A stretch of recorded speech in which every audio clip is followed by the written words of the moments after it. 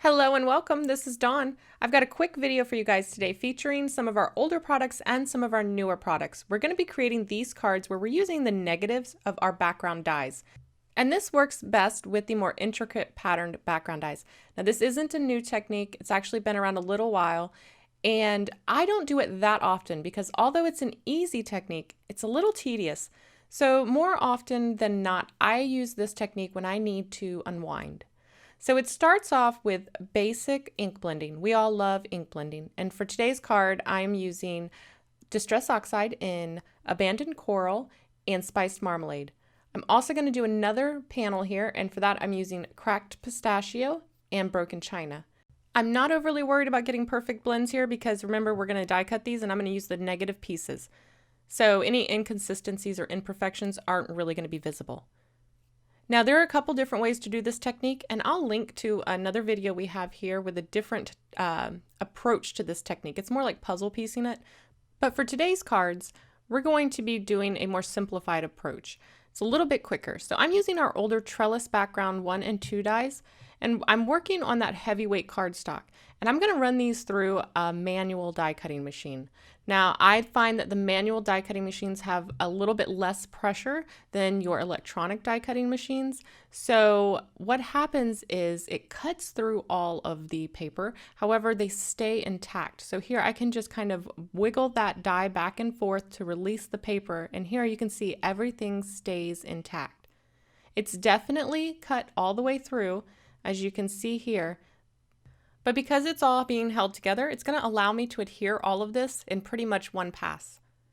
Now this may not work with every die machine or every background die you have. However, it's always nice to try it this way first, because if you can get them all down in one pass, it's so much easier than puzzle piecing them back in. And like I said, if you check out that previous video, there is a way you can lay the die down as a template and then just put all of the negative pieces back in. You'd adhere those and then remove your template.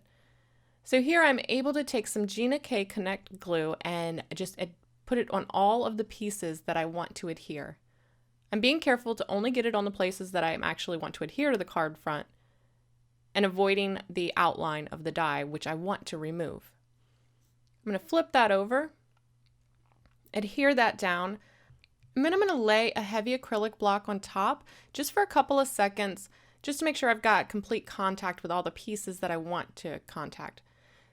And now I'm going to start removing the lining or the outer edges of this die.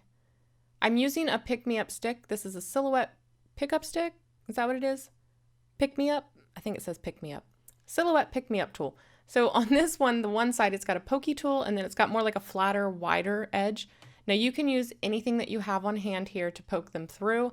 I just really like this one because it has that flatter edge, and I'm able to make more contact with the areas that I want to stick down, and then just kind of slide it as I work that outer edge, the outer portion of the die, as I work that up and off. You can see I'm sliding that acrylic block down as I go until I've got the entire outside edge of that die off. And then I'm just left with those inner pieces. I'm going to go ahead and put that acrylic block on top again and let that sit there for a little bit. Any pieces that fell out, I'm going to lay what I'm going to call my template down and then just place the piece in. Now I've got these really, really, really tiny dots here on the bottom. You could completely skip this part. But once I start something, I'm kind of in it for the long haul. And it's really easy. I'm just using my craft tweezers to poke those through, and voila. Yeah, I'm one of those people who constantly has to tell myself that done is better than perfect. Yeah, I'm still working on it. I'm not completely convinced. Okay, for the sentiments, we are going to be using our Clear Cut Stackers hexagon dies to house our sentiments. And I want it to match the background. So I'm coloring a piece of white cardstock with that same Abandoned Coral Distress Oxide inks. And here you'll see me, I'm just checking to make sure I've colored a big enough area, and I have. Now I'm going to cut this once. I've used 2 of the hexagon shapes. I've nested them, and I'm going to cut this once from white so that I get that border. And then I'm going to cut the largest one again so that I have the base. And you can see those there in the upper corner there. We're going to be using the Onward and Upward stamp set. This is one of our newer stamp sets for our sentiment. I'm going to be heat embossing that, so I've already treated my paper with an embossing buddy or embossing powder bag, inked it up in Versamark ink. I'll stamp that and then cover that with some super fine bright white embossing powder. Knock off the excess and then use my heat tool here to melt that. And then we can use that same inner die there to die cut that sentiment out. I'll assemble it all using some Gina K Connect glue. Put a little bit on the outer edge there and adhere that down. And then I'm going to use the same glue to adhere the onward and upward portion right inside of that little area there. Fit it right in like a puzzle piece. And again, I'll use a large acrylic block and let it set on top of it just for like 5-6 seconds, just to make sure everything's adhered. This is one of those tricks that I don't show too often in videos, but I use it almost every time I craft. I keep a larger, heavier acrylic block just to hold things down. All right, so now I've added a little bit of DMC gold thread there as a little nest. Then I've added some 3M foam tape to the back of my sentiment, and then this is going to adhere the sentiment as well as hold all that thread in place. Yes, you can see here I've adhered it a little off center, just to the left there. This is one of my habits as well. I've noticed I'm always off just a hair to the left. Had I paid attention to the pattern in the background, I could have used the points at the top and the bottom there, but yeah, didn't do it. But guess what? It drove me nuts. I told you guys, done is not better than perfect. So you'll see here in the final card, I did end up removing it and I did end up fixing it. There you go, see? Hey, true to my word.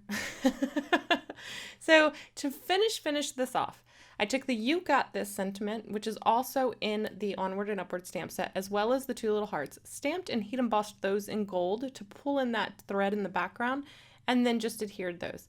Love the way this card turned out. The pink and the yellowy orange is one of my favorite combos, in case you didn't know.